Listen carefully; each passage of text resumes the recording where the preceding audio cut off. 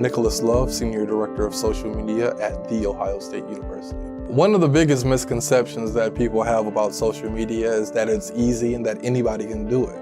I'm here to flat out tell you, it's not easy, and no, everyone can't do it. It's a very disciplined, learned skill set, right, that I've been able to pick up through multiple positions, right? And so I've been able to apply my background within television broadcasting while also integrating that with traditional journalism into marketing sensibilities to understand that social media hits both the communications and the marketing discipline. It's smack dab in the middle, actually.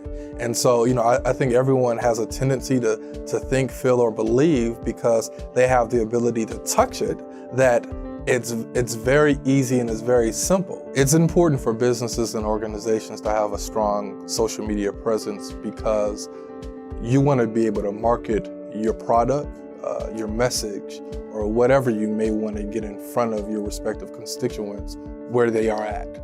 And so in this world in which social media has certainly penetrated and changed the way that people consume information, we can no longer expect for people to organically land on our respective websites and receive our messages. We now have to get into the mindset in which we're going to where people are receiving and engaging in these respective mediums. And so I think what we've seen over the past decade and what we will continue to see, right, is this transformation of how people receive information. Some of the factors that people should consider when creating a social media message, one always starts with, who is your target audience, right? What is that audience profile? What is that persona, right? Where do they live? How old are they? Which platforms are they on? So one, you have to understand the audience in that you're talking to. The second thing that students should consider when creating a social media message is the platform in which you're on, right? What are some of the restrictions? What are some of the guidelines that those platforms are forcing users to operate within?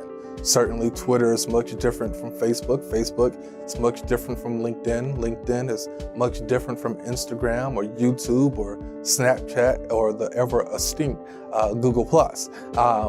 And so, we all need to understand that one platform does not mean all of social media. They are very independent and singular in nature. And so you have to understand the appropriate nuances to apply for those respective platforms. And then the third important point is what are you ultimately trying to get them to do, right? Is this about awareness? Is this about engagement? Or is this about creating leads or deepening consideration to engage more with your brand? There's an old adage, content is king. Well, I'm one of those people who disagree because I think, relevant content is king. And so you have to be able to marry good content with relevant, timely information so that people are being put in a position to want to engage with you.